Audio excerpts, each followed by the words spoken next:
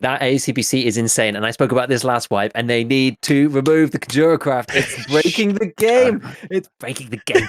Airwing's like, Shut Well, up. everyone's like, "Shut up, Giga! Shut up! Stop talking about the Kajura craft." He's gonna start talking about my SA-58 barter here before too long too.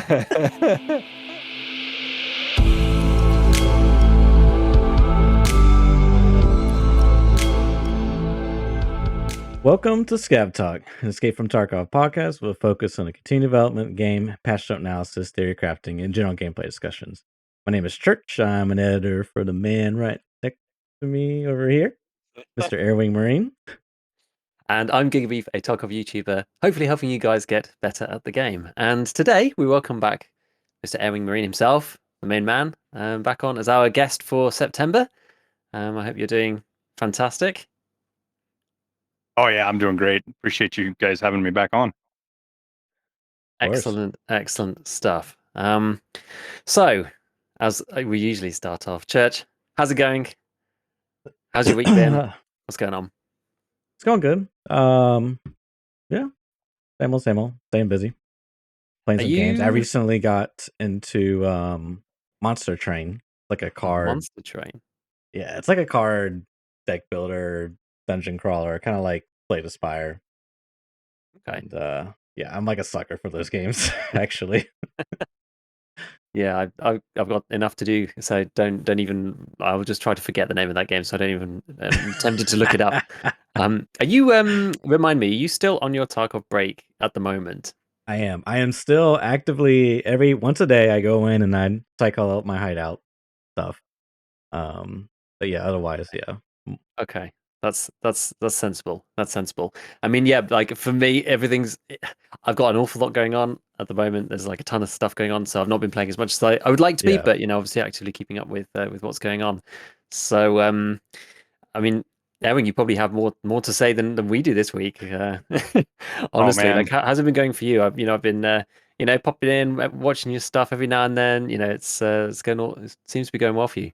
It's yeah, things are going great. It's hard to keep up with everything, to be honest with you. So much goes on, and then you get plugged into a little bit of the drama that goes on Twitter or what's going on in your own Discord, or then you can worry about the game. Everything else seems to be overwhelming everywhere else as far as trying to keep up with what's actually happening. BSG is great at giving us information, so it's not like you have to dig for it or anything. Yeah, that's definitely true. That's definitely true. I mean, there's been some stuff going on this week in general. I mean, yeah, Church, I think you had a list of some of the updates that had been coming out. I mean, just before we go into any of it, I do have to say that the Tarkov Twitter, which has kind of been my place of respite and safe haven since pretty much not really visiting Reddit all that much anymore, has also somehow become tarnished. And now I just feel like a lost boy in the wilderness with no place to call home. It's quite, I don't know, I've become quite demoralized by all forms of Tarkov social media at the moment. And I'm actually just kind of like trying not to spend too long on it, because every time I do, there's like nothing that's actually of that much interest. And it's honestly really bored me. And disappointed me in the past like couple of weeks. So I don't know. I just wanted to get that out of the way, because it's just like it sucks, dude. It actually really sucks. Like I just feel like people are more unhappy than they ever have been, and it's just lots of unconstructed stuff. I mean, there's some good stuff on there, but I feel like it's people sort of desperately trying to fight back against a wave of pessimism and moaning and whining and just general misery. And honestly, it's putting me off even like opening it up and reading it at the moment. Oh, 100% same. I normally, when I go on these breaks, I still stay very plugged in. But now I'm like just YouTube news. Like I just don't even. Yeah, Twitter is just really, really rough. I feel like Reddit's better in some regards because there's actual like conversation. Sometimes Twitter is just like that YouTube comment section where you just like spitting out your thoughts into the void. It's like, I don't know. Yeah, exactly. I mean, Aaron, I don't know how I guess it's time to kind of focus, as you said, like on your own community discords and that kind of stuff, because you tend to get a lot more constructive. You've kind of like I guess, curated your own culture within, each Discord. And I know, my Discord's not like the most active Discord ever. I don't really push it. It's just kind of a place for people to go who want to go there. So, but it's nice reading what people say in there. And I assume your community is probably similar, right? Like the Discord and your stream chat kind of reflects like It the is. streamer, right? The bigger part of it is just trying to keep it under control. Trying to keep people positive and not negative, and still give people a place to vent. Because that's what a lot of it is just people venting. They get killed in a raid because they lag or desync or hacker or whatever it may be, and they want a place to vent, and that's fine. But there's a limit to it that I tolerate it in the Discord, and my mods tolerate it because it doesn't do anything but drag everybody else down. And then you're talking about it in Twitter, same thing, right? When all you see is negative shit on Twitter, it puts you in a bad mood. And I watch Landmark quite a bit when I'm not streaming myself, and I've noticed that even when if he's having a really bad day on Tarkov, like it drags me down even. Like I'm like, man, I don't even feel like doing a video for Tarkov right now because he was having such a bad day. And that applies to everything, right? It applies to Twitter, obviously. Twitter's just it and the tire fire that I call or what I call Reddit, the tire fire place, the Somalia tire fire. And then your Discord, if you don't keep control of the Discord, if you don't kind of steer it and guide it and try to keep people positive and talk about constructive things and actually add value, then it just spirals into a trash heap. And I think that's what's happened in Twitter. You've got so many of these long-term players that are getting bored with Tarkov because they've been playing it for 2 years, along with a vocal place for people to gripe about issues in the game. And that's all people see. And nobody retweets the, I had an awesome raid stuff. They retweet the, I got killed by a hacker. That's what they retweet. And that's kind of a product. I mean, you look at Twitter outside of video gaming, and that's kind of what it is anyways. So I'm kind of with you on that, GigaBeef. I just steer clear of Twitter. I use it to post. I'll look at a couple of things, but God, if I look at it for more than 5 minutes, and my AirWingMarine Twitter is nothing but Tarkov. That's all it is Tarkov and some video game news, right? Yeah. And I get some Devin Nash and Harris Heller stuff that comes across now and again, and even that's got some bullshit going on now too, unfortunately. But as far as Tarkov Twitter is concerned, I noticed it when I was on vacation, and maybe it's kind of the same thing with you.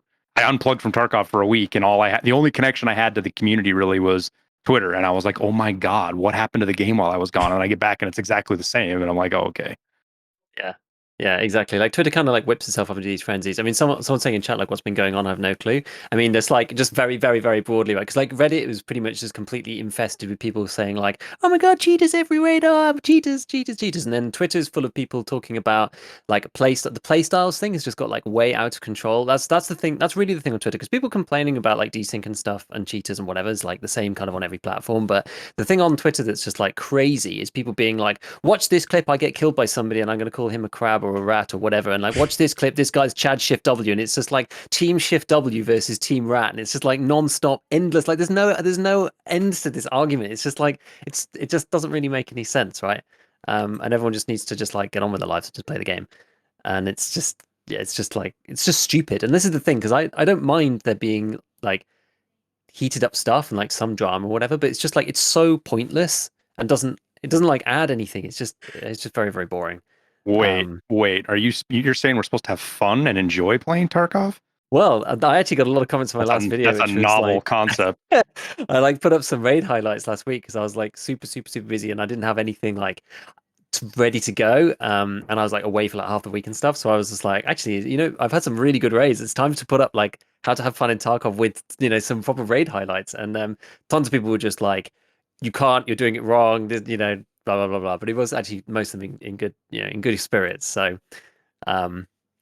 so it was funny, but yeah, like I don't know, it's one of those things. It's just Tarkov does bring out the worst in people sometimes, especially when Oh, I think 100%. I think it's one of those things where like people are kind of at like semi breaking point anyway, just playing the game because of the way it's structured, and then when you've got like a couple of other issues laid on top, plus like the cheating thing really is. I think that's the underlying like straw that's broke the collective community's back really. So even though people are complaining about other stuff, it's really like the overall frustration over the cheating thing that's kind of like bubbling over. I think.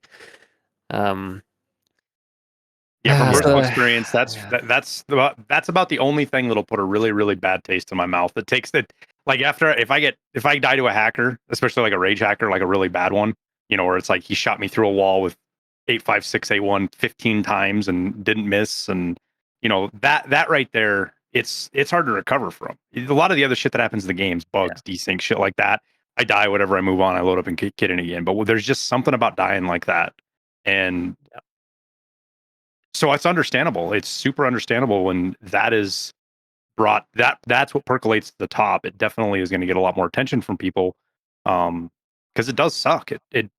We talk about it in my chat quite a bit. I'm sure everybody is that's streaming right now. It's fucking one of the most common things talked about right now is cheating. And other games, you get cheated on Call of Duty, right? Let's say you're playing Warzone and you die in the first 5 minutes. What did it cost you? It cost you 5 minutes.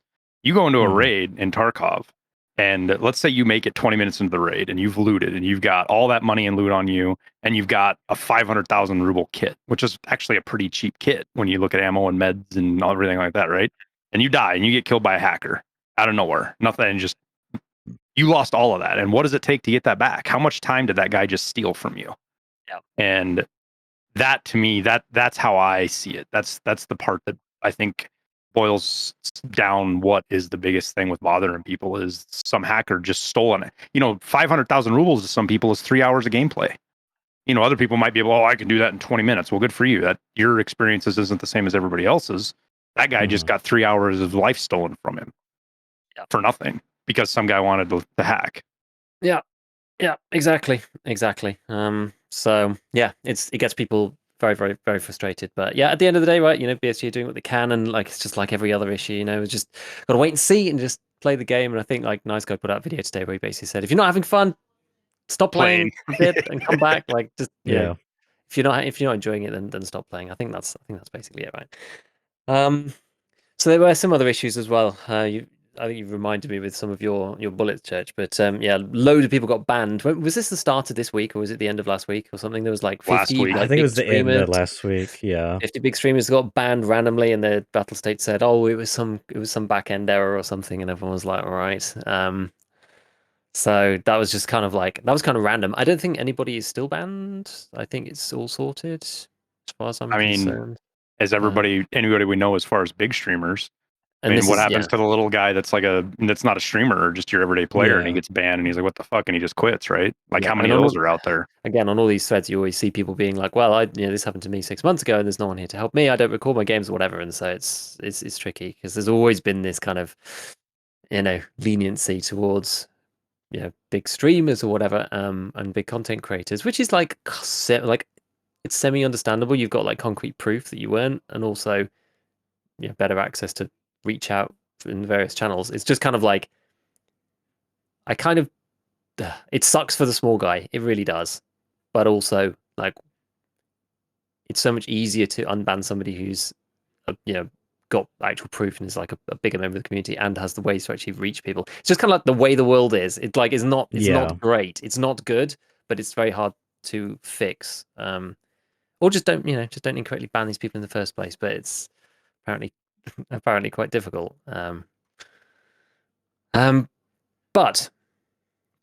the one shining point of optimism, I think, in the whole thing, which I actually unfortunately did miss out on, which was a real shame, was the new event that was over, last week, and then finished, which was the Rashala on Shoreline in Resort, which, it's another one with those lore-based letters, goes out on Twitter, whatever, which I absolutely adore. I think that's fantastic, and mixing up the game like that is like super super fun.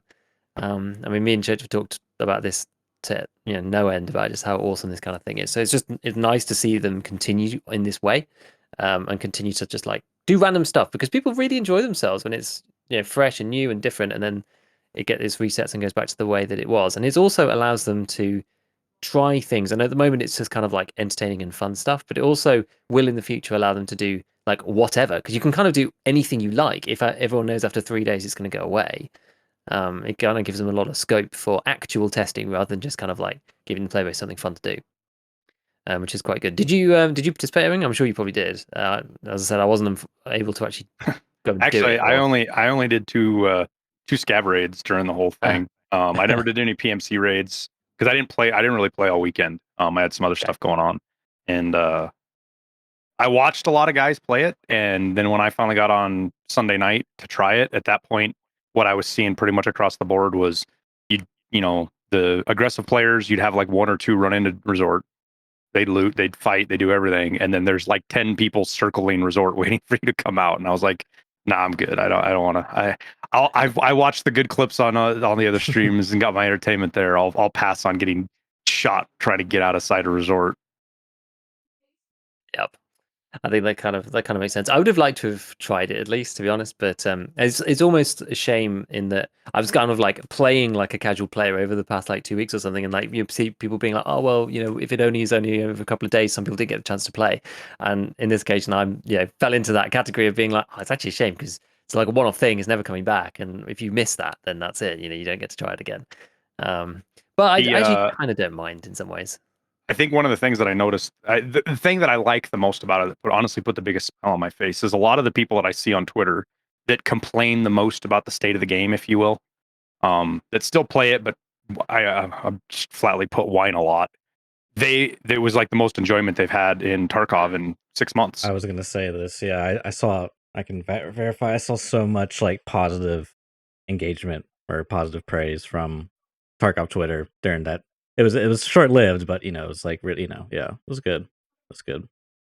It ended really quickly though. It's all, like you said, it's all back to Yeah. Rat vs. Jan.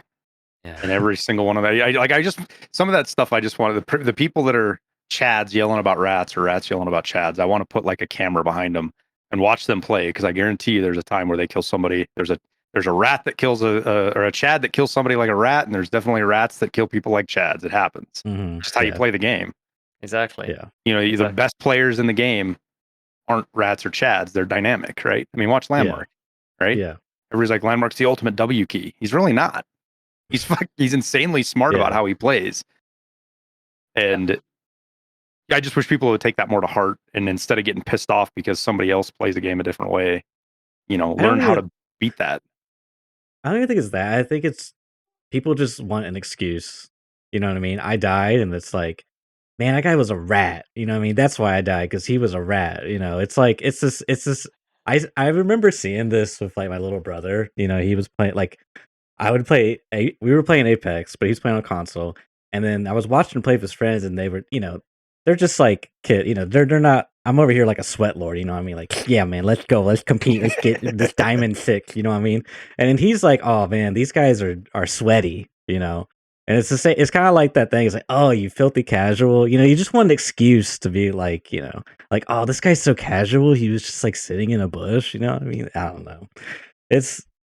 I understand people want to vent, but it's like like we said earlier, the whole like the war between the W keyers and the Bush Wookiees is just it's ridiculous, man. It's honestly ridiculous.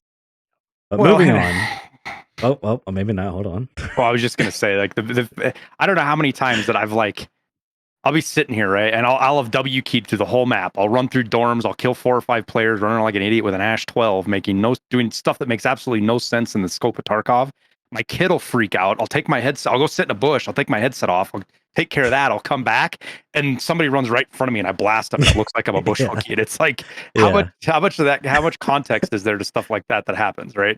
When you die to somebody like that, I don't know how many times I've killed a guy in a spawn, and I'm like, oh, the guy was camping. He was waiting for me to run by, and I go up and he's like level 3, and the poor dude was just probably laid in a bush, looking on his fucking phone or a monitor, a map, trying to figure out where on earth he was at.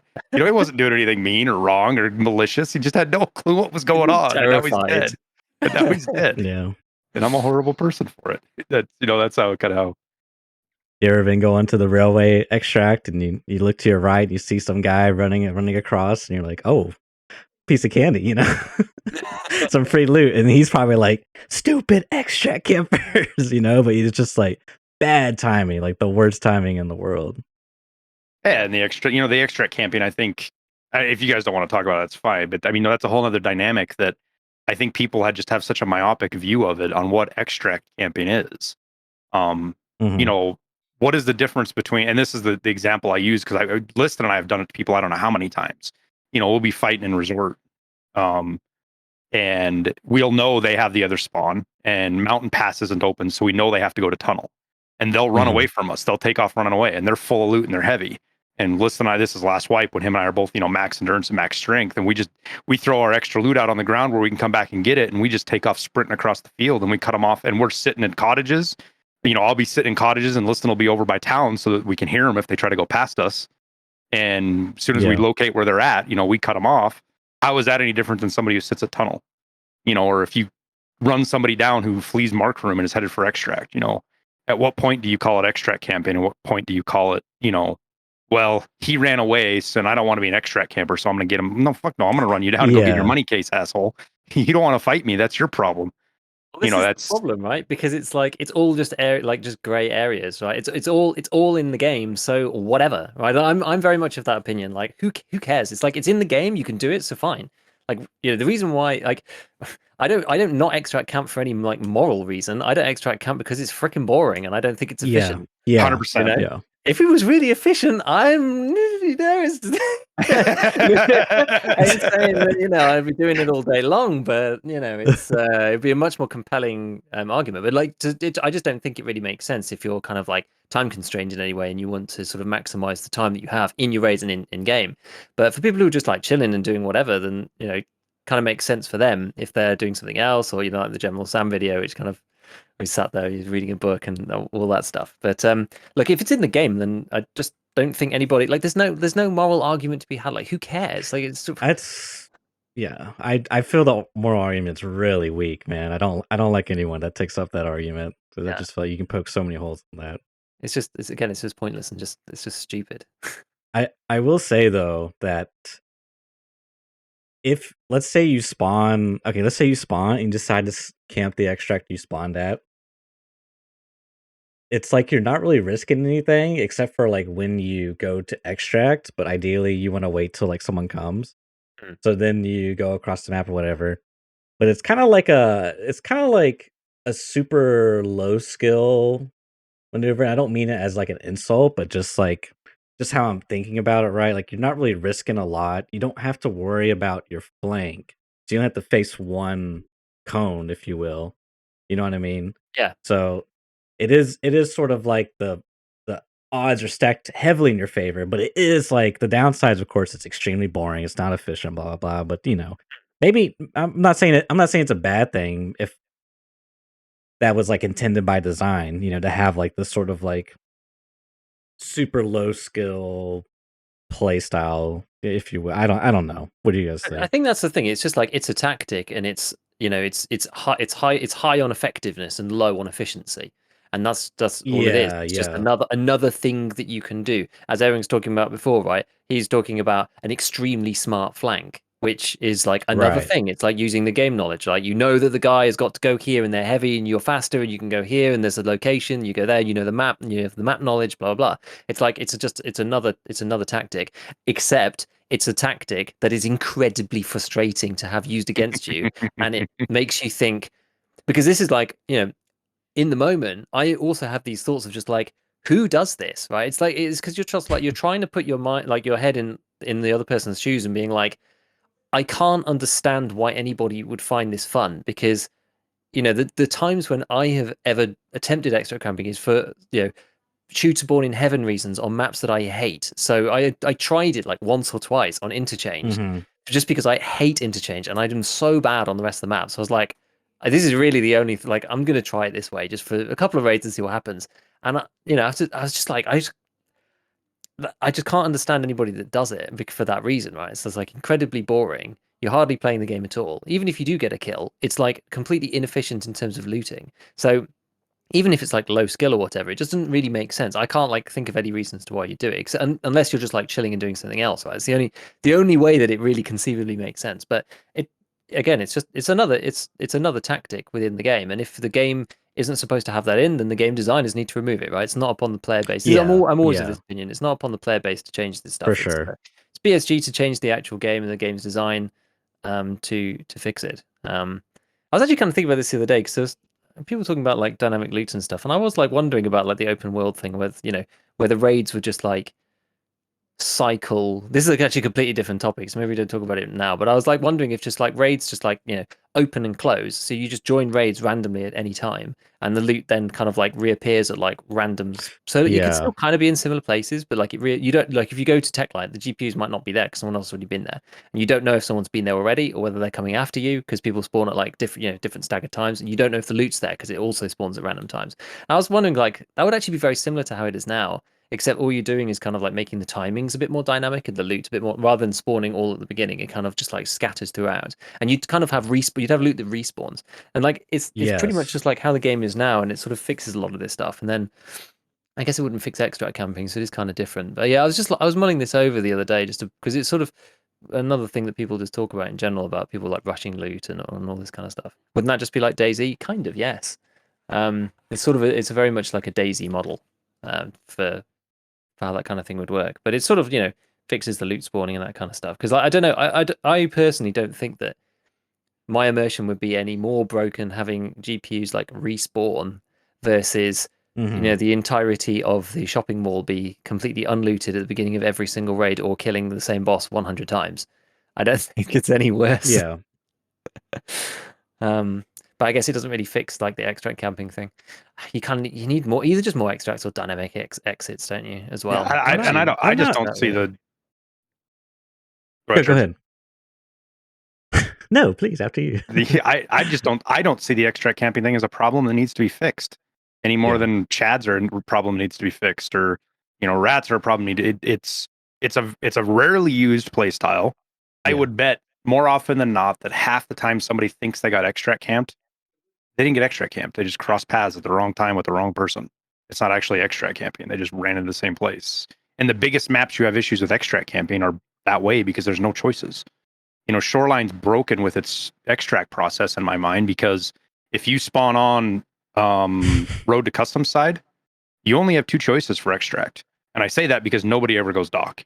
Only low-level players go there because, one, you can't tell if it's open anymore, and two, you're a sitting duck for people that are trying to do Shooter Born in Heaven. Like that's their best favorite thing in the world, is watch somebody walk out on that boat. And I shot somebody out there the other day, and they were actually smart enough. As I'm shooting at them, they're throwing their gear off. I mean, they're literally stripping themselves naked and throwing it in the water because they know they're dead. Oh my god, that's actually so smart. But the only choice you have is tunnel. You know, that if they find a way to put another extract on that side of the map, it would reduce the actual amount of extract camping a lot. How many times have you actually been extract camp? Like, would you say? Because and for you as well, Church. Because for me, it's really not like a lot. Not like okay, it's been 100 times. I mean, maybe it is, but like actual legit 100%. That's what they were doing, extract camping, 30, 40 times probably. But that's running maps where it happens a lot. You know, reserve extract, reserve happens a lot. Shoreline happens a lot. Customs, I can probably count on one time that I've actually been extract camped. I mean, I killed a guy once because I ran to the damn wrong side of the map on the extract. I ran down into ZB11 and I'm like, son of a bitch, I ran to the wrong spot. And as I'm running up the stairs to leave, I run into another dude and kill him. I literally killed him in the extract and felt bad because it super looked like extract camping, but it wasn't, you know. But like somebody's sitting there camping you, waiting to show up. But it doesn't happen on customs because there's so many choices, right? Yeah, exactly. That's the thing. Exactly. Yeah, it's really unreliable. And it's just like that's the thing. It's just like there's such a small number of times that I know that I've been extract camped. Like it used to not happen to me really ever, and then it only happened to me a couple of times playing reserve, like at the beginning of this wipe.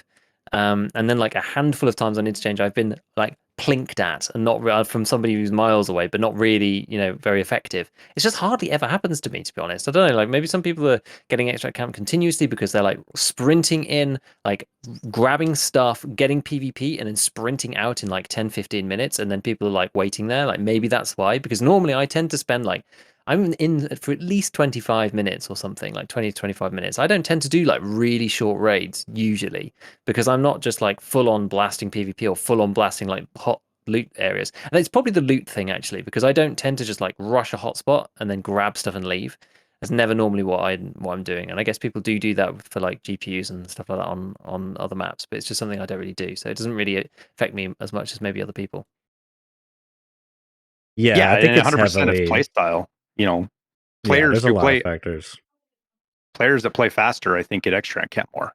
Players that play slow, because people just get bored. I don't care if you are the fucking, what's his name, exfil camper, right? Like he's the only guy that literally will sit there 40 minutes and bullshit with his chat and eat food and play. I don't know. He's probably got RuneScape or something open on the other computer while he's sitting there at an extract waiting for somebody to run by. Like he's the only guy that does it, right? Yeah. There's nobody else that actually, and he only does it, I think, because it's his content. That's his his shtick.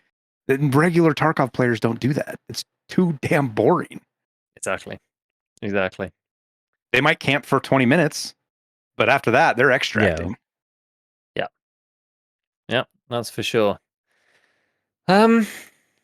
So what else? Oh yeah, the only other thing I think, if we just like move back onto news very quickly before we move on, because I kind of wanted to move on to some economic stuff, given that we've got you here and it's your jam. The only other thing was the 0.45 ACP buffs, which came out today. And actually, my chat in Discord has been talking about the ump quite a bit, and I'm actually kind of tempted because I haven't even actually used it yet, and I just sort of looked at it and looked at the stats and went, it's a garbage MP5, and then just like moved on and never went back to it. The ump could shoot M61 and would still suck.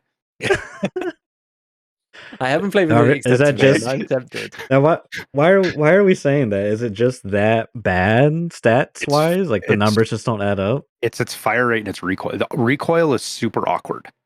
Like it's not like any of the other. And the funny thing is, and I think EOU Gaming said, I think he was the one who said this on your guys' podcast too.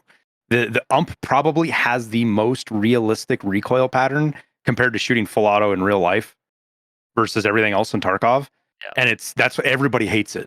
And that kind of fact makes me chuckle because holding vertical is easy, right? When you're shooting full auto, holding vertical is easy. It's the horizontal that's not. And that's what the ump does.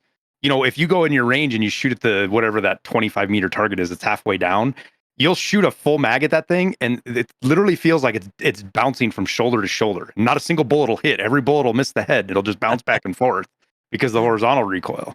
And it's funny because and combine that with its slow rate of fire, and it's just real difficult to land shots.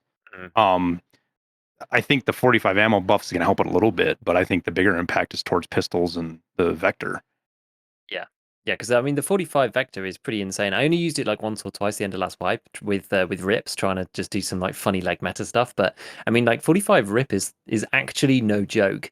It's I think it kills you in like 4 shots or something to the legs, and like 3 hits if you hit them in the stomach, which is actually pretty mental. So I don't know. I mean, maybe there's a place for it. I think I don't think it's cheap enough. I think that's possibly the issue. But I can have a look at it and see, because I think the AP ammo is now like 39 pen. I think it was that went out on the tweet today, which actually makes it not bad. 38. So it was 38 pen. Okay, but you know, it's your videos talked about it a lot, and you'll get this GigaBeef. The thing that's actually a pretty big buff, especially when you're talking class 4 armor. I mean, the Vector now is a 3-round burst from the Vector, which is pretty effective. Well, essentially, I say one tap, it's a 3-round burst, but you're just pulling the trigger once and you'll kill somebody because you have like a 60% chance to kill them with 2 bullets, and I'm pretty sure it's 100% with 3 now because of how much damage 45 does. And that means now if you're shooting a 1911, you can 2-tap somebody in chest with level 4 armor or less, potentially.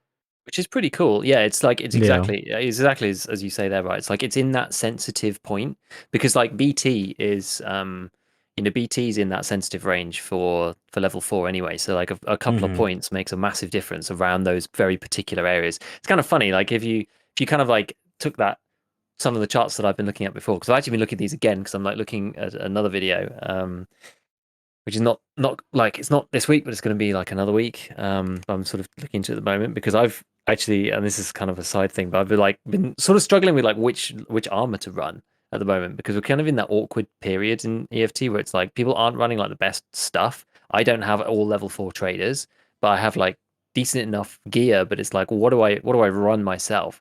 But yeah, it's interesting, like when you're looking at like different ammo pens and like the different spikes, you've kind of got like area clustered around like 37, you've got the area clustered around like 48, and then like in between doesn't matter. So if it goes from 42 to 43, it doesn't really matter, but if something goes from like 36 to 38, that's actually huge.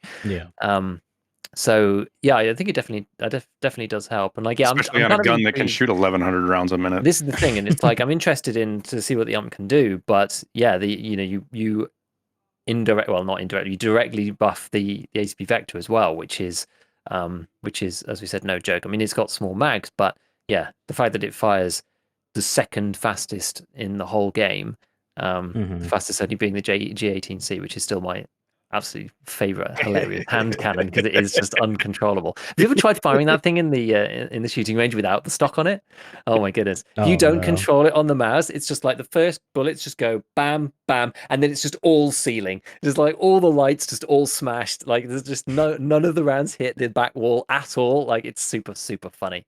It's super funny. And when you're trying to control it, even it's just like muzzle flash and vibration in your PMC's hand is like so fun. Honestly, I love that gun. It's hilarious. Go out to woods with it on like an offline raid and get to a big open area and just shoot it with green tracers at night. And no bullets go straight forward. It just goes in every other direction other than where you're aiming. It's amazing. That's amazing. So yeah, I'm looking forward to using the vector, and I haven't really seen where it is. Maybe the vector. Maybe we'll give ACP a go. It's just something I haven't really tried enough. But what was I going to ask you? Oh yes, wanted to ask you about some economic bits. Unless there was anything else you guys wanted to add before we moved on. I don't want to just like whisk us off. You good?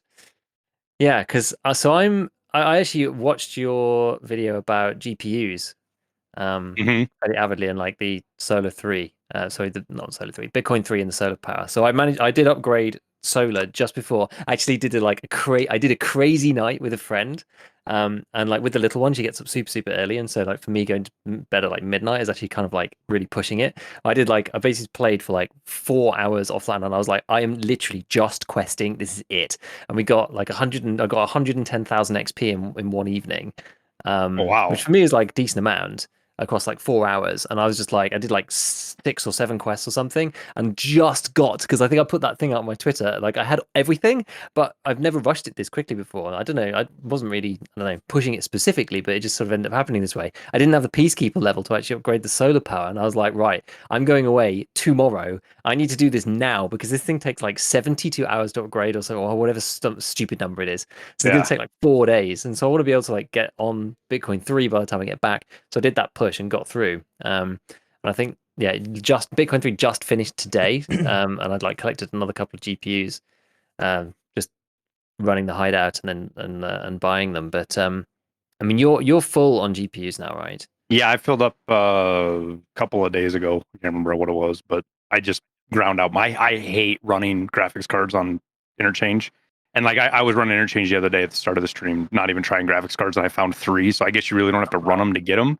But I just hate that idea, that concept. And other people love to do it, and that's fine. They can do it. I can't stand the idea of sprinting to the tech spawns to grab a GPU and get out of the map. That's just not fun to me. I would rather sneak around customs, loot caches, run into cultists on accident, get the shit scared out of me by some scav that I didn't see. You know, stuff like that's more fun to me. Make the money and just buy the graphics cards. This is what I ended up doing. You know, I actually emptied out all of my graphics cards. Interesting trick for those who want to know it. If you want to get all your graphics cards on top of because you can pull out Found and Raid out of your farm and sell those eventually, right? So as you go on, if you have Found and Raid and you get non-Found and Raid, you can swap them out and sell them. So what you can do is you just empty out your Bitcoin farm, take all of your Found and Raid ones, put them in your inventory. I mean, you can only do 3 at a time, but then you put all of the Found and Raid ones back in, or non-Found, I'm sorry. Then you put all the non-Found and Raid back in, and then you put your Found and Raid on top. That's what I did anyways the other day. It helped out a ton. And, helps you to get through those that a little bit easier. But because literally I had one, it was like number 11 or something like that was Found and Raid that I went all the way down to get it. But yeah, I just bought up the last 20. I think I bought the last 20 for sure. Paying, you know, 550 to 600,000 for them.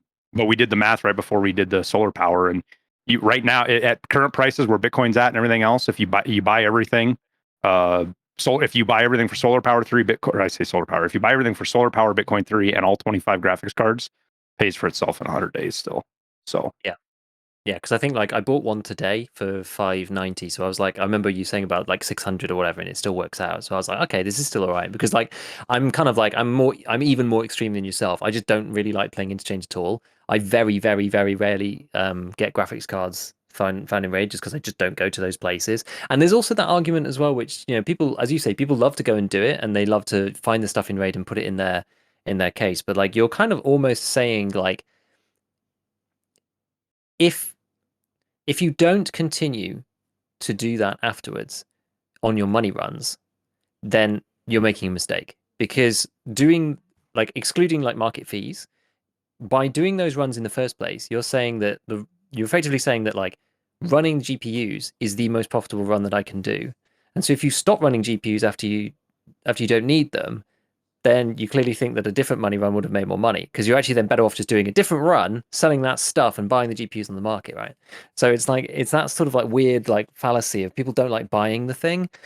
They prefer to like find it because it feels free, and then they put it in their thing. But it's just like it's all opportunity cost, and that's actually what like one thing in Tarkov I think is probably one of the biggest misconceptions actually. And maybe I'll actually like can you just give me a video idea about like opportunity cost, because something that people like intuitively my find, video. people find it intuitively very hard to deal with, because it's like psychologically quite a complex concept, and it intuitively feels weird, right? It's like It's definitely one of the top 5 comments on my videos, that style of people not understand. Well, I got it in raid, so it's free. I didn't have to spend any money on it. It's like, no, it's not how it works, dude. It's not how it works at all. And like the chaining crafts thing as well. It's like, oh well, I can make this, the green gunpowders because Stacking crafts. Stacking the crafts thing, and it's like, well, that's okay if every craft, if each level of the craft makes exactly the same amount of money, and you cut out the market fees, then yes, fine. But if there's like if the first level makes 10 grand and the second level makes 60, you're better off just buying this crap and doing the 60 jump every time. Yep. Because like if you just like work it out manually and say over 20 full cycles of doing 2 crafts, or you do 20 full cycles of just doing the 1 craft, at the end of that time period you'll end up with more money in one case than the other case. That's kind of like the easiest way to kind of like spell it out. But like it is probably one of the most like widely misunderstood things I think about this, like comparing like anything that you go to do in raid, you could be doing something else. The time isn't free in the first place. It's every run or possible thing that you could be doing should be benchmarked against everything that you could be doing. And so if you're running GPUs, then you think that GPUs are the best thing to run. And so if you need to run a pure money run in the future, if you don't go and run GPUs, then it doesn't make sense. Right. So it is quite interesting. So I've done exactly that. I've just been doing other stuff. My money runs pretty much tend with me loading into interchange, running through the entirety of Ollie, and then leaving, and then selling all the stuff for 500k and buying another GPU. And that's really what I've done. It's like each scav run basically makes enough. Pretty much like it feels like the loot's got even better. I think it's just because people aren't doing it as much, and I've got even better at spotting like the loose loot, to be honest, over time. But one of the biggest things I think that has led to people's conception that the loot sucks is that there isn't the inflation that there is every wipe. I say every wipe. The last 2 wipes we've had with Bitcoin and how much money that pushes into the economy, that makes things worth more inherently, right? Like there's more money floating around, so things are worth more. So in trade to trade value for rubles, things are the same except for what you buy for from traders and whatnot, because that price never shifts, or mostly doesn't shift. It's pretty static. But because people are used to getting out of raid with 500,000-600,000 loot, not much work, because they'd go hit some caches and do this, and they'd get out and they'd sell and make 1 million rubles in a run on customs doing caches. The issue with that is now that same run's going to net you maybe 500,000-600,000. And people but the people's instant reaction is, oh, they nerfed the loot. And it's like, no, they didn't. It's the same loot, guys. It's just not worth as much. And technically now your kits, because all the money in Tarkov is, right? All rubles are to us in the game is a representation of our playtime. And it's exactly what it is in real life, right? That's the beauty of the economy of Tarkov, is it's exactly how fiat currency works in real life. The rubles and stuff aren't anything more than our playtime represented in dollars, right? Our successful playtime. And that's what we use to trade each other's playtime. One guy might be good at GPUs. Another guy might be good at getting, gear off of raiders. Some guy just runs caches and gets barter items. All of that comes together, and we trade that through the rubles, through the flea market, right? And the killer to that is the traders aren't part of that. The traders are completely separate. Right. And so previous wipes, when everybody had a shitload of money, buying shit from the traders was easy. And there's more complex to this. Things like they changed with the durability of guns is completely overhauled the way you look at firearms now, and how you buy and how you build guns and things like that. But because our time in the game is worth less in the ecosystem of the game, it's harder to get money now. So it's when you're buying kits and parts from vendors, you know, that same grip, that shift grip, that what do they cost, 20,000 rubles or whatever it is from, you know, Skier 4 or Mechanic 4, I can't remember. That grip might cost 20,000 both wipes, but the amount of time played to get that 20,000 is vastly different this wipe than it was last wipe, especially with the flea market being at 20. Yeah. That makes a lot of sense. That makes a lot of sense. It's interesting to see like how it's ended up affecting stuff, because I think like, you know, the initial takeaway that people had when we've moved to this level 20 flea thing is that like everybody had so much barter stuff like saved up that lots of these items, rather than starting like up here and then, you know, drifting down, a lot of items started real low and then drifting back up to kind of like, you know, the median level. So I think now about now we're kind of getting to the stage, at least for me, where we're seeing kind of like the move into sort of the late game stability of prices. You can kind of see that with like pile of meds and that kind of stuff. They're kind of like getting back to like augmenting is like up at like 23k now, 24, 25, 26, 27, like in that range. And pile of meds is kind of getting back to where it was. And it's like things are entering into, you know, and some stuff's going to be different. But we're entering into like this wipe's kind of stable pricing scheme, it seems, at this point, at least to me. And it's interesting to kind of see like, yeah, what's good, what's not, what's working out. And it's like, yeah, things are mostly similar. But as you say, like without the economy being completely blown up, right? It's like I'm looking at armor a lot at the moment because of this stuff that I want to make. And you know, you've got basically like level 4 framed by the 6B3TM for 50k, which it always has been very good value from Ragman. And then level 6, you've got at the top end, you've got, you know, slicks, which are really in somewhere between like 230 and 280, which is it's not that much, honestly. It's not that much for, you know, the absolute best armor in the game. And then you've got all the level 5s in between. And so, you know, when slicks were going for, I mean, what were they even going for at the end of last wipe? It was like 500, 600,000 or something. It was like it got to a like crazy level. You know, it's like, as you say, the slick is the same, the items are the same, the stuff we're getting is the same. It's just that the actual like money counter is different. It's just like been, you know, divided by 3 or something for all of these things. And yes, the traders are fixed, and so it's problematic in that sense. But everything on the flea market that's kind of not affected by that, yeah, it's like it's tricky for some weapons mods because they're so much more expensive. Like the good stuff is so much more expensive on the flea than from traders. That's really where it makes the big difference if you're trying to like, you know, mod your guns at the high level. But in a lot of ways, that's okay because it's kind of like as people are pushing sort of further up the value chain of items, so to speak, you know, if you're buying Fortis shifts and all of that kind of stuff, then you're probably in the upper echelon of players anyway. And so I think that's kind of all right, because yeah, it punishes the people sort of more towards the top. And well, I think one of there's two really big facts. One being, I think that the Tarkov economy, despite everybody's gripes about it, they can gripe because it's harder or whatever and what they're used to seeing. I think the economy is the healthiest the game's had ever that I've ever played it. It's the healthiest that's because, you know, we're what, 2.5 months almost into the wipe now, 2 months and a week, whatever it is. I still never run into people running full mags of M61 or Eagle Nick or M995. Everybody's got stacked mags. They're conscious of what it costs. Yeah. And not just because it costs, because it's not accessible, right? You don't see, you can run around in a slick. It costs 230K, right? 250, 260, whatever it is to get a slick. It's not expensive, but you don't see them. The insurance thing, whatever you want to talk about it. I think one of the biggest effects that the level 20 flea market had that made the economy healthy is it spread the player base out. So instead of having these huge spikes of people hitting the same desires, like, and the aces are the example I'll use for this.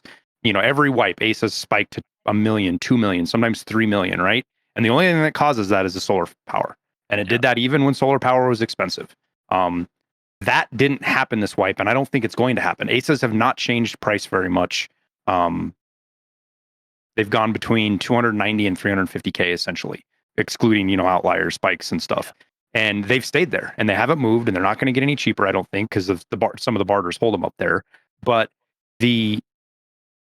that spike didn't happen because people were spread out. Everybody was getting that. You're able to keep up with the supply side. The people that are supplying the aces are able to keep up with the demand because the demand is spread out.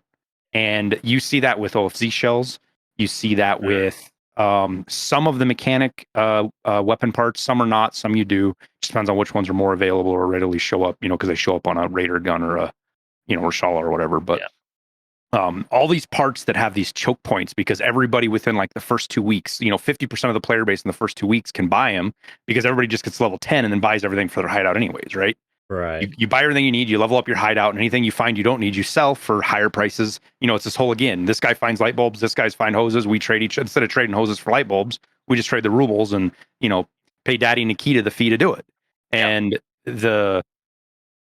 that is what the biggest effect that the level 20 flea market had, I think, on the game for the economy side of it, that makes it healthy and makes it still challenging, doesn't overload things.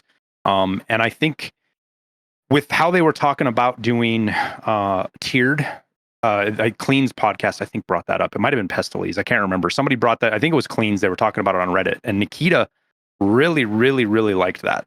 Like he taught, oh yeah, I saw that on Reddit. I really like that idea. Where at level 10 you can do barter items, and then there's 100 different ways you could talk about, you can only get class 4 armor until you're level 30, and or you can't buy items until you have them unlocked. You can't buy items on the flea market until you have them unlocked from traders, and all those kind of various things like that. There's lots of ideas and ways you can take it.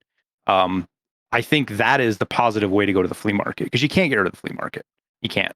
And they're not going to. Nikita has said they're not going to. And yeah, I know he could change his mind, but I think it's pointless to do game theory or discussion about that, in my opinion, because it's just not going to happen. Let's focus on, how we make suggestions to make it better as far as what barters they need. Like, that's the biggest thing with the level 20 flea market now that I think they need to focus on, if they're going to keep it there, is they just need to bolster the barter system at the lower levels so that you can actually get a hold of certain things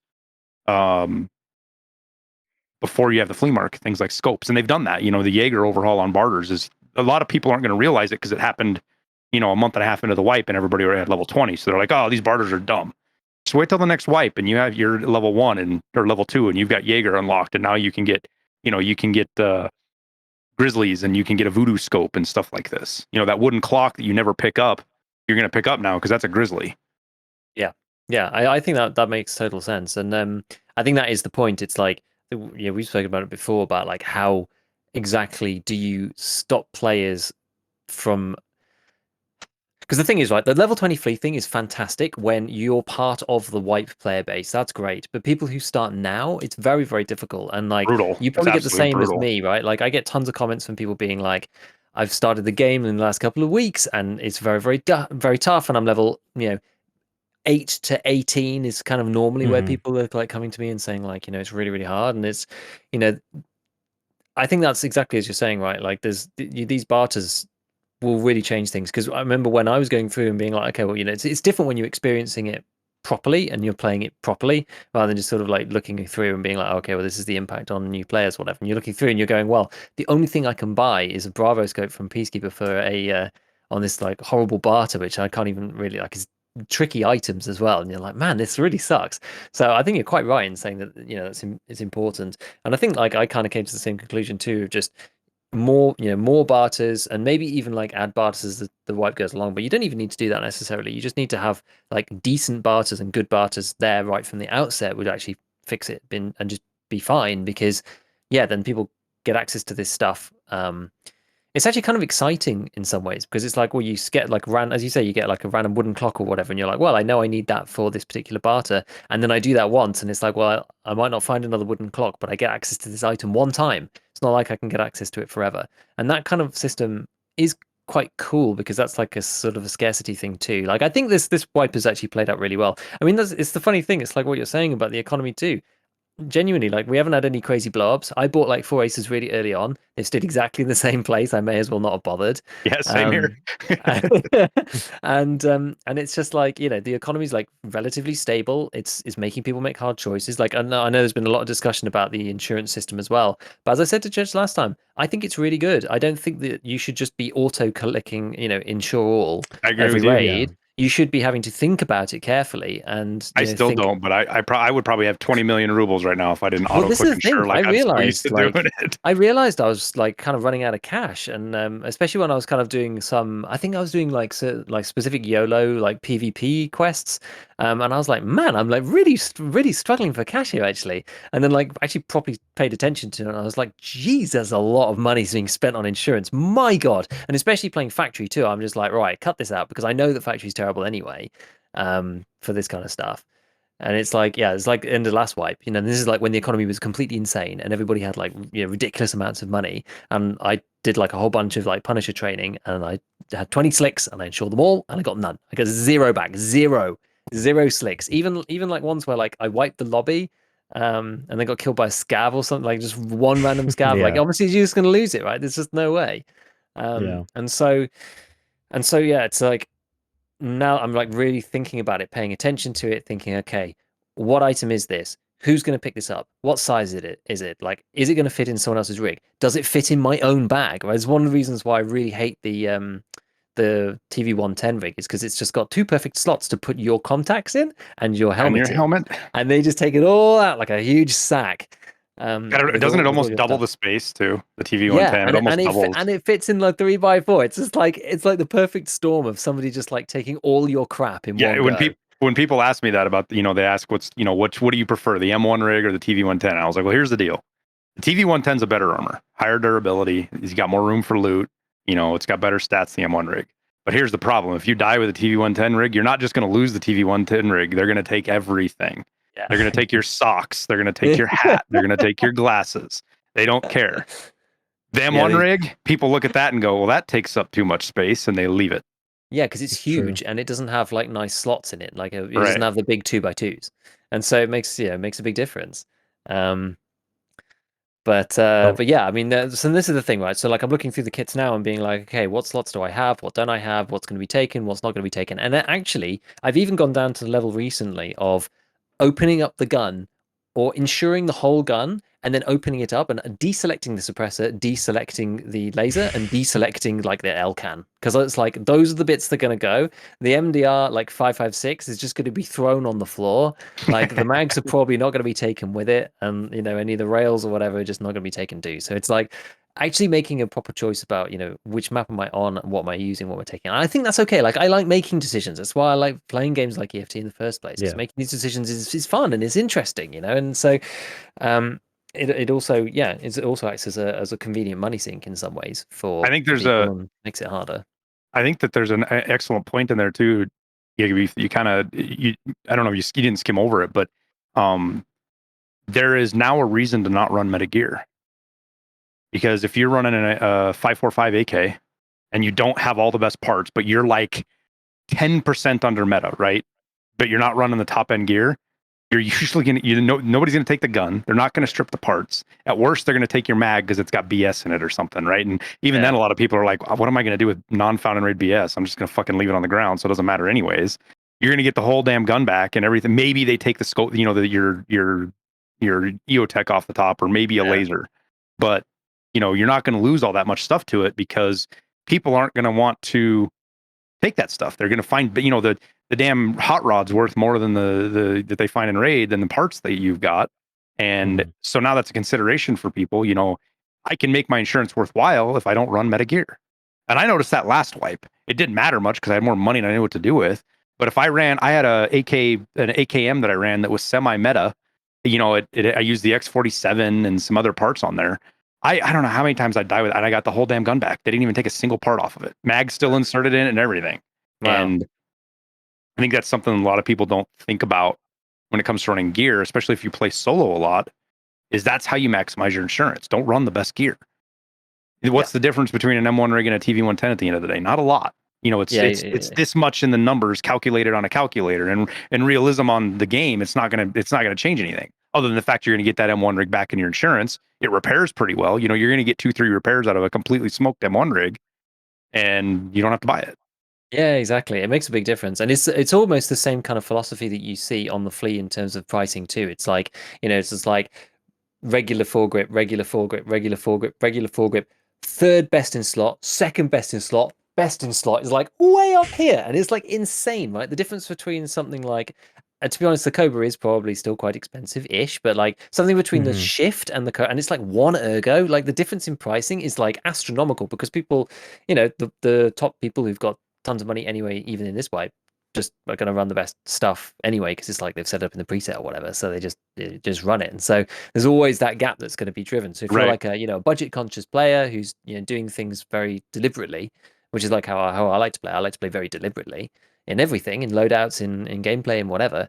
Then yeah, if you're picking this kind of like second or third best in slot stuff, then it can be really good. And exactly as you're saying, for many reasons, it's cheaper to buy in the first place. It's then not going to be looted as often. It's decent. It's I mean, you want to talk about Chad versus Rat. If you're a rat and you want to get your gear back, run the second tier shit because Chads are so damn snobby. They're like, ew, what is this? I don't want anything to do with this gun. They're not Is going to that take the your shit. ump?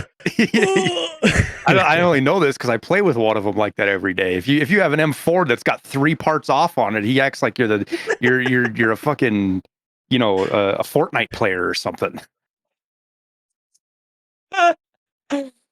Oh man, it's funny. It is funny. But yeah, I think like I don't know about you, but yeah, I've pretty much, well, any good armor, it's just like you can't really insure it. It doesn't really make sense now. Like decent armor. You like, what Yeah. are you running routinely? Are you running level 5 or are you still running level 4 most of Me, the time?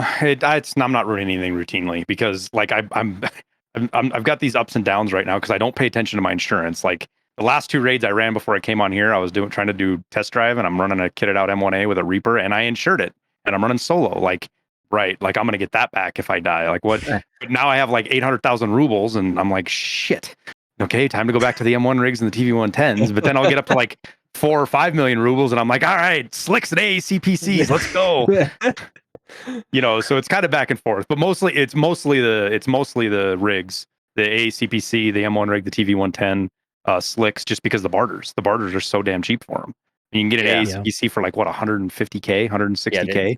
that ACPC is insane, and I spoke about this last wipe, and they need to remove the Kajura craft. It's breaking the game. It's breaking the game. Airwing's like, Shut Well, up. everyone's like, "Shut up, Giga! Shut up! Stop talking about the Kadura craft." He's gonna start talking about my SA58 barter here before too long too. Be quiet.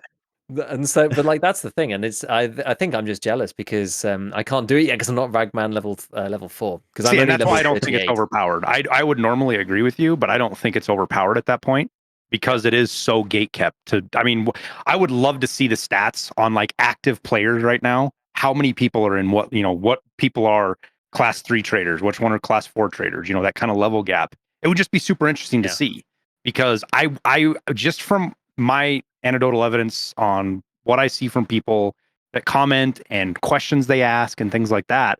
I'll bet more than half the player base isn't even over level 30 right now. I think that's probably fair. I think that's probably fair. I mean, it could take such a long time to get. It's one of those things where because it takes so long to get to level 20, people are then not be able to use the flea to do some of the easier quests, and it just kind of extends like everything out. Like I didn't do the mechanic gunsmith quest for a while actually, partly just due to laziness, but also just because like actually the RSAS was one of the guns that did end up going really expensive just because it's like quite early on, and you don't find that many of them, and it's gate kept behind an extremely late peacekeeper task, and so It's still expensive. It's still expensive. Yeah, it is still expensive, but that's why it ends up at like 600, 700, 800K at the beginning of the wipe, and then kind of moves down. And I was unwilling to pay that at the start, but yeah, it's interesting. I mean, like I tend to find myself like without those crafts, I tend to find myself running like the 6B 3TM just all the time. It's just like it's just kind of the staple I go back to because like I am actually a bit snobby about level 4 anyway. I see level 4 as like level 1. I think we've talked about this previously, but it's just like the game's basically level 1 to 3 armor. Level 4 is level 1, level 5 is level 2, and level 6 is level 3. Underneath that, it just stops you getting one tap with like scav buckshot. But I basically just like run like the 6B3TM all the time, unless I want to move up to level 5, in which case sometimes I run the Gazelles, and then I actually quite like the Redut M. I actually don't think it's too bad. It's okay. People seem to like universally crap on that armor, and I'm not entirely sure why. Just because it's heavy and they like to run around like they're playing Yeah, Fortnite. I guess so. That's probably the reason. But I like it. It's actually quite good at it's actually pretty decent. Like if you don't have any because it's finding raid only, but it's found on like raiders and all sorts of other stuff. And it's probably the best one that you can do if you don't have level 4 Ragman, in my opinion. But Mhm. I just sort of keep alternating between those. Chat saying M needs to be kept in the dark. Shut up. Everyone's just telling me to be quiet all the time. This is, I'm like shining the spotlight on the misdeeds of the Tarkov Well, community. I think the barter system is so lost on so many people, and it's not because they're dumb; it's because they're lazy. It's hard. The barter Yeah, system makes it difficult, and I actually like it that way. Not just because it gives me easy content to do, but because it separates players that are willing to work from ones that are not. Right? yeah, If you're willing to look through the barters and realize that level 3 Ragman, I've got access to class 6. That's actually a really good class 6. All I got to do is find a couple of parts or buy them off the flea market, and I can get it. I can get a really good class 6 versus the guys that are just going to go right click, find fucking hex grid and pay a huge amount of price for it. yeah. That I think that is a good game choice. That people that are lazy are willing to spend more money and are going to spend more money inherently when you see it, because the scav vests are the ones that drive me the absolute most bonkers. You'll see scav vests go for 25, 30 fucking K. And there's a damn level 1 Jaeger barter for a Slickers bar, unlimited. But Yep. people will still spend 20K on a scav vest. And it's like, That's I know. I've seen like you've got tons of videos on that kind of stuff. There's like so many. I actually, I really like those ones because sometimes like things, and also sometimes you just don't realize. And I quite like that. I like the inefficiency within the marketplace that is like that. 100%. And because of the way that Finding Raid works, you can't close the gap. Because like in a standard marketplace, right? If somebody was, buying these scav vests for too much, you'd come in and you'd supply them. But because of Finding Raid, you can't buy them from elsewhere, or there's no way that you can really make them or anything, so the only place you can get them from is in raid, or you use the slickers trade. So like that gap just never closes. It's just like, well, technically it's cost 7k really because of slickers, but actually it's 25, and that gap just stays there until people find out, and it's just an information gap. It's like it's fascinating. There's actually a fascinating like economic thing about Yeah, the like, mechanic barters are part of it as well. yeah, I mean, you look exactly. at the item, you look at the items for mechanic gunsmith, and one barter. There's a barter that literally costs 500 or 600 rubles, and that part is for sale for like 130,000 on the market. I love it. I love it. It's so funny. It's genuinely crazy. It's genuinely crazy. But it's like it's so interesting seeing that, and just like the way that players interact with the game, and like the lack of information. And that's actually what BSG are going for. It's like Yeah, when they're talking about the things that they don't like popularizing, and they don't like popularizing this, and they don't like putting out stats on this, that, and the other. This is what they mean. And they mean like people being like, dude, have you seen this like crazy barter? Or YouTubers like yourself, like coming out with videos to do them, and people who are like, actually want to like delve into the mechanics, like into the game properly, then they'll watch those and be part of this kind of like inner circle of people who like know the right. secret of EFT or whatever. And Fucking like that Tarkov nerds. exactly, but that's what BSG are after. That like that feeling, and this is where it's implemented properly. This is actually where it's implemented properly, because it's very easy to spot things that are like not working right, and criticize things that are not good. But it's actually in a lot of ways a lot harder to notice things that are working correctly, and to praise them, justifiably, because things that work, people just don't notice, and they go, oh well, that works just fine. So then they just move on and don't think about anything else. So, I think some of the stats stuff is tricky about like the round pen and this kind of things, and some things they want to keep hidden. But yeah, in terms of like barters or whatever, that's nice because all the information is technically freely available. It's just a little bit of a pain to sift through, or you just have to kind of like know, and you like over time. It's one of those things. Over time, you just like you just figure out, like, you see stuff and you think, oh, that's for this, or that's for this, or that's for this, and you sort of build up this like mental map of like what all the barters are, which items are used for what, that kind of thing. It's pretty cool. It's like the information game of EFT in general. It's just like knowing the values of various loot items out in the raid in the first place, right? It's Yeah. like half the battle. It gets kind of into that whole play style Chad versus Rat thing a little bit different, because I see it quite a bit. Like when I do videos, barters that can make you, money, and like it takes you 5 minutes, you make like 100K going through barters. You barter, you buy shit off the flea market, you barter for it, you sell it to the traders. Boom, 5 minutes of work, you make 100K. And I see comments from people that are like, "Oh God, I feel sorry for people who actually have to do this," or "Man, this is some rat stuff here," or shit like that. And it's like, I was doing this shit when I had 65 million rubles. I didn't do it because I needed the money, because it's fun. I'm cheating the system. Yeah. And then I get to create content about it. I was doing this stuff before I was creating content. It just dawned on me because people are always coming in and asking, what are you doing here? How are you doing this? What are you doing? I was the guy that everybody asked what was the most profitable thing in the hideout. And I was like, shit, this might actually make some pretty good content. Yeah, and this is the thing. It's like some people find it fun, and some people don't find it fun, and that's just the way it is. But for those of us who do find it fun, it's a very so just the complexity of it and just all the different combinations and like it's about optimization. It's just like people who like to optimize and that kind of thing. It's going to be great for people who just want to run around and whatever. Then well, you're just going to pay more money on the flea, and that's your choice. And if you find it more fun to not bother with all that stuff, which is fair enough. And even to be honest, even I get hideout fatigue from time to time, and I think like especially Yeah, 100%. As you move on with your play, the more that you play and like as you've been playing for like a long time, then eventually you're just kind of like, oh goodness me. There's like certain things where you're like, okay, well this isn't worth me doing anymore because I'm just so fed up of just clicking through the hideout and I'd rather be in raid. But yeah, one of the beautiful things about the Tarkov economy that I don't think a lot of people realize that it's the relationship between the Chad and the rat is symbiotic. They can't live without each other because who do you think's buying all the shit the rats sell? And who do you think is who do you think is making it so the Chad can actually buy the Chad can buy his M61? It's the guys in their this guy's grinding away in their hideout. Where are you getting M61, M9, M5 now from? Exactly.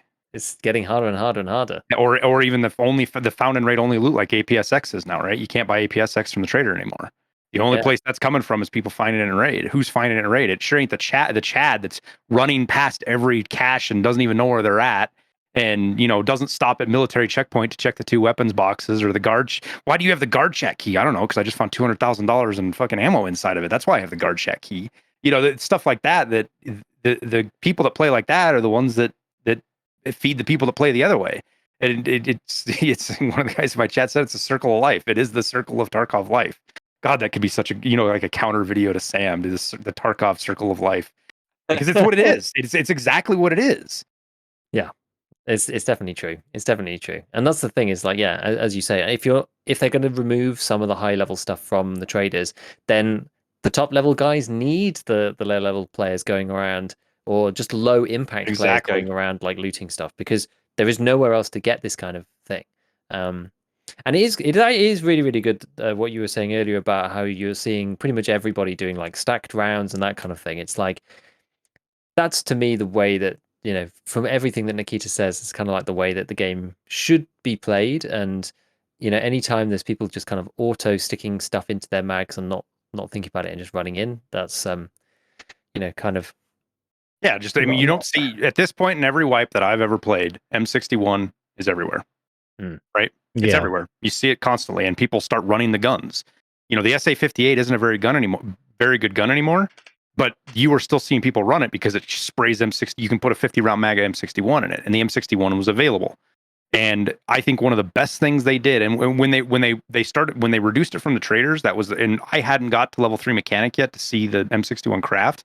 I kind of gave a hard time. I was like, this is meaningless. Dropping the cell, the quantity that mechanic sells or Peacekeeper, whoever it is that sells M61, isn't going to do anything if you can craft 300 of it in your hideout every couple hours. Well, guess what? I got to level 3 workbench and saw that, oh shit, it takes 14 hours to craft 100 of them now. And it's the break even point to make, and that was the worst part about it, right? The biggest thing is that you could craft the best ammo in the game and make a profit. That was those two factors there is what broke it. You can still craft the best ammo in the game, but you sure shit ain't going to make any money with it. Not until about 34. Right now, with where red gunpowder is, it's about 3,400 rubles is your break even point. And that's if you have a level 3 intel center. So we're a long ways away from M61 being profitable. It probably never will because red gunpowder will just chase the M61 craft. And I think that's good. I think I'm sad because M61 was a great craft. I literally had like 14,000 rounds of M61 crafted at the end of the wipe. It was an absurd amount of M61. And anybody else could have done that.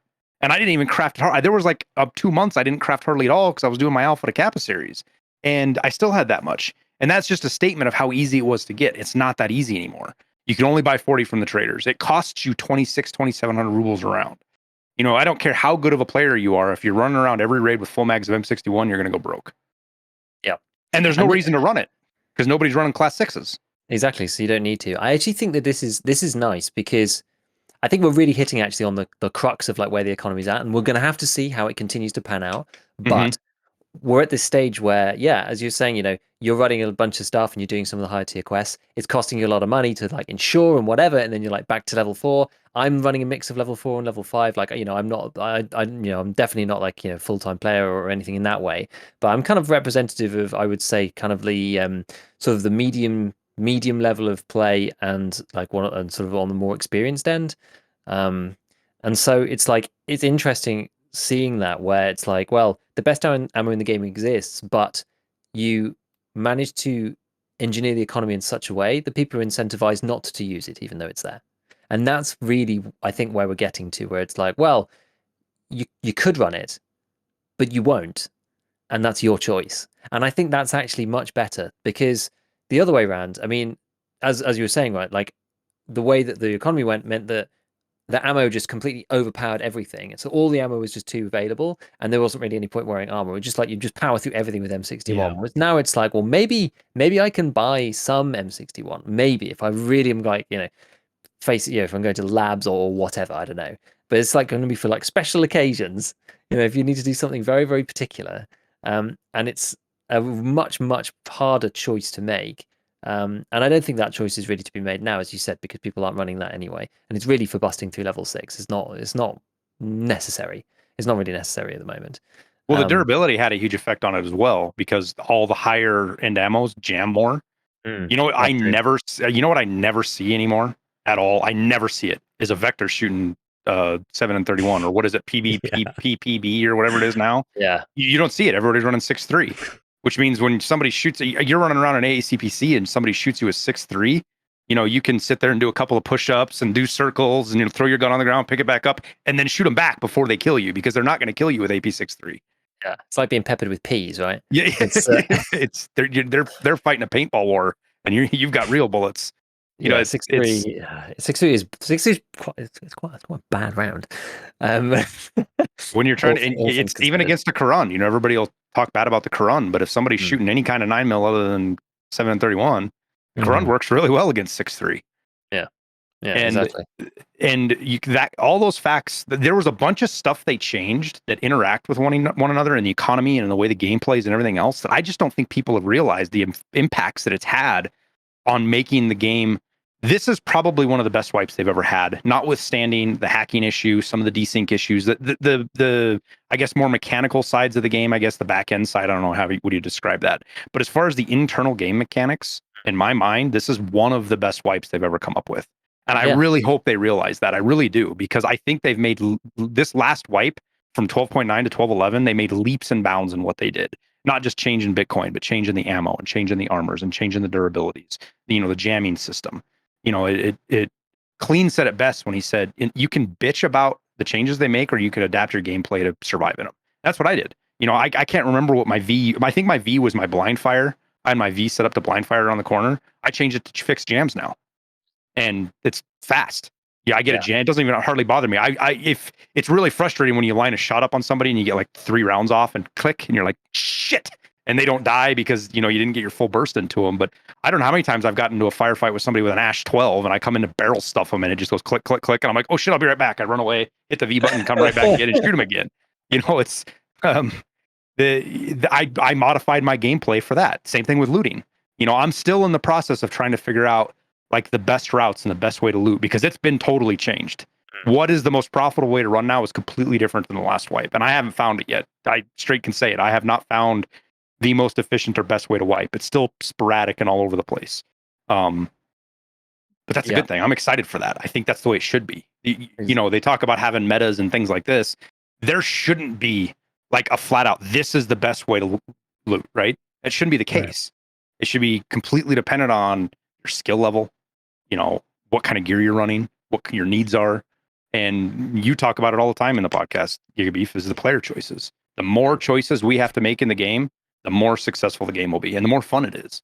Yeah. And I think that's where we're at. And that probably boils down, that last 15-minute diatribe I just had, is that's what I think they've done so successfully with this wipe, is there are so many choices that you have to make now. And none of them are the best. Like that question, anybody who's played Tarkov a lot knows that question is like the silliest question. What's the best armor? What's the best gun? What's the best loot route? There is no best. There is no absolutes in Tarkov. And anybody who tells you is an absolute in Tarkov, you can tell they've only been playing the game for a month or two. This is the thing, and it's because you've got like so many. It's like such a multivariate problem in so many ways, and like exactly like I've spent like part as part of like the last 2 days or something, like looking through various charts I've been putting together of like different metrics and stats, literally just looking at like class 5 armor on its own, and I'm just like, man, how do I like even present this in a way that's like sensible? Because it's like it's complicated, right? And it depends on what you want to do exactly. But I mean, just going back to the point before about the way they've rebalanced the ammo. Like I was just thinking through then, like while you're talking about it in terms of how they've changed it, right? But they haven't really changed armor. Armor's kind of stayed the way it was, and I think like the way that I see it in my head is that armor was kind of like the range of armor was here and the range of ammo was like this. And I feel like they've effectively just pulled it back to here. So now it's like fights where you've got decent ammo, people die, but they don't die instantly. Fights where you're running lower tier ammo, the armor, sometimes you'll die like quickly to really good ammo, but you'll survive against crappy ammo. And no one's running like insane ammo really, unless you come up against some like mega chad. And so the whole thing just feels like the fights feel a bit better and they feel less like insta death and that kind of thing, as long as you're not running into the aforementioned issues. But yeah, look, it's there was a tweet out by Dan Exert. I think it keeps popping up on my Twitter, which basically he was saying like, I have not yet. I don't know whether you guys saw it, but he said like, I have not died to a jam once because of my playstyle. He was like, people who died to jams firing on full auto out of cover. He's like the way that I play, and I've watched Dan play on his stream, and he plays very methodically. He fires from cover. He fires next to cover. So if he gets a jam, he can just like hide behind the rock and fix it, and then carry on. Right? He's not moving out into the open and spraying at people at point blank or anything like that. Really, like he plays so methodically, and it's kind of like it's a way of playing the game. But I think the way that the game is going, that playstyle will get stronger. I think that will become more and more important as time goes on to mitigate these potentials. It's like you can't just, as you say, you need to modify your play style as things change in the game, and you can't just say, well, I don't like jams, and here's a clip of me moving into the open and shooting at somebody, and then my gun jams and then I die. Well, then it's like, well, if that was a possibility, then that was probably the wrong thing to do, or at least you should think about doing it a different way. From what I've heard from guys too, and just from different sources and people like that, the other jams are already in the game. They just haven't turned them on yet. And when it gets to the point where you have to do different things for different jams, oh my God, people's head. I mean, just from what I know about it, because I'm imagining these guys are going the route of making the guns realistic and the malfunctions realistic for what happens in real world. Yo, when people start shooting, if they're going to take it to what suppressors do to a real gun, when you shoot a lot of rounds through a suppressor, everybody's going to be running jailbreak M4s. Nobody's ever going to put a suppressor on an M4 again, because it's the first time you dump 60 rounds out of one of those things. It's just a mess. It's just awful. And all of these other things like overheating, stovepipes, all these other jams, all these different systems, that's going to make M4s more popular, because that's one of the things about that platform is it's incredibly easy to clear jams and keep fire up, where you get into more. I have an MDR. When that fucking thing jams, I have to take it, set it down. I have to pop shit apart, things like that. Different guns, it's going to matter. And if they actually apply this stuff, I'm excited for it, because it's going to make more choices that you have to pick on what you're going to do, things like that. I think one of the big things that for me right now, when it kind of circling back to what we started the conversation with a little bit, not trying to bring it back to that, but just kind of add to it, is I see all of these creators and people talking about the game in such a negative way, and how it's the worst wipe and the game's in this worst condition it's ever been in. I can't relate to that. This has by far been one of the most enjoyable wipe experiences I've ever played. And part of that's because of me. I didn't grind out. Kappa wasn't available, right? So I didn't grind Kappa right at the first 2-3 weeks, right? And by not available, I mean, I'm not going to grind Raiders for fucking 2 months to get Kappa. It's not worth it. That's not enjoyable, right? So I changed my playstyle a little bit. But as far as everything they've added to the game and the depths and the things they've done, this is the best wipe I've ever played of Tarkov. I'm enjoying it the most. It's the most in depth. It's the most complex. So when I see people saying that it's the worst or they hate it or whatever they say, right? I can't relate to it. I can't understand it, because for me, I take the game for what it is. This is what the game is, and I'll be damn sure I'll be better to play this than Call of Duty. I mean, and I'll enjoy playing Call of Duty now and again, but it's nothing like this. I've never come back to it like I come to this. Yeah, 100%. I mean, for me, I'm actually quite pleased in some ways that they moved the Kappa container to 71, because the moment they did it, I was like, oh, that really sucks. Really sort of stops people from having to do all the bullshit that they didn't want to do. The feeling of huge freedom. Oh my goodness, I can play the game I want to play, So it's like now I just have to get to level 42 and then I just do what I like, which is what I did at the end of the last wipe. It's just like, I just do what I like now. And it's so much better, without having this, having to chase the dragon all the way up to, Kappa and do all these horrible bolt action quests and all this other crap, which I just don't enjoy. I personally just don't enjoy them. Some people love doing them, and that's fine, but I don't. And to not have that as a goal anymore is actually quite freeing for me in some ways, which is quite funny. But Oh, like 100%. I can I'm on the 100% same understand train that. as you. I'm on exactly the same side as you. It's been I've loved the level 20 flea thing. Like playing it from the beginning of the wipe, I honestly think is probably the best experience. I Oh yeah. do feel for people who come in halfway and they need to fix that a bit, or like need to think about it and like help people like that. But from a start from the beginning of the wipe point of view, it's been amazing. It's stretched that section out. Like where the economy is now, it's like it's harder to make money, but not so crazy that like you can't get the things you want. You just now have to be smart and like have make good choices. And yeah, it's stuff like this. I mean, there's like some chat in my chat about sometimes with malfunctions there's nothing you can do about nothing you do about it and you die. Well, I think there was exactly the same criticism again on like go and look at like some of Dan X's tweets.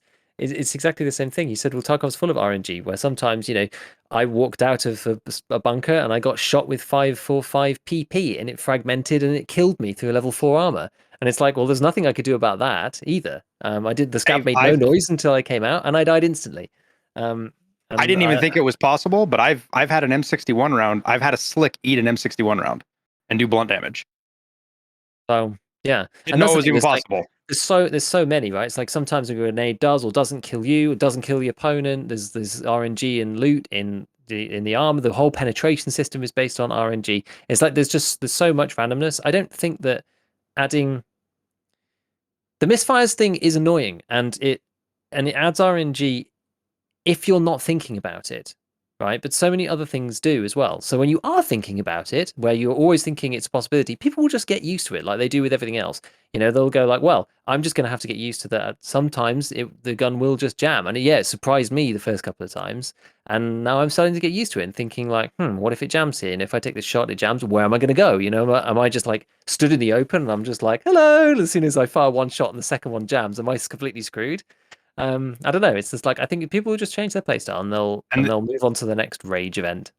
There's I think and this is BSG's fault. I think. I mean, I don't know if you can necessarily say it's their fault. It's a product of how they do things. From people that know much more about the way the system of the game works than me, I've been told on multiple occasions that the jamming system is not RNG. It seems like RNG. Everybody thinks it's RNG because they don't understand how it works. They don't understand the mechanics of it. So it feels like it's RNG, but it's really not. There's a lot of factors that come into that. And obviously there is a point where the dice rolls, obviously, because there has to be, right? Because it doesn't like jam on the third round every time, right? There's a point where the RNG kicks in, but it's not 100% RNG. It's like 10% RNG. There's a lot of things you have to do to get to the point to where a jam RNG will actually occur. And it's just like, technology to savages looks like magic. People that don't understand math make it looks like it's a random event when it's completely calculated, and it has happened because you did these 4 things wrong. And that's what in my experience, that's what I figured out. It's keep your gun fixed, don't put suppressors on it, and don't run top tier ammo. If you don't do 3 of those things, you're not going to run into many jams. When I see jams is when I have a 60 round mag, I'm running Eagle Nick, and I'm spraying out a suppressed AK-74N, the thing jams 3 times in a raid on me. And I have tons of raids where I'll run an MDR, shoot an M80, and it's loud, and it never jams once. And in my mind, that's completely broken. The MDR should jam all the damn time. At least that's what it does. At least mine does. But I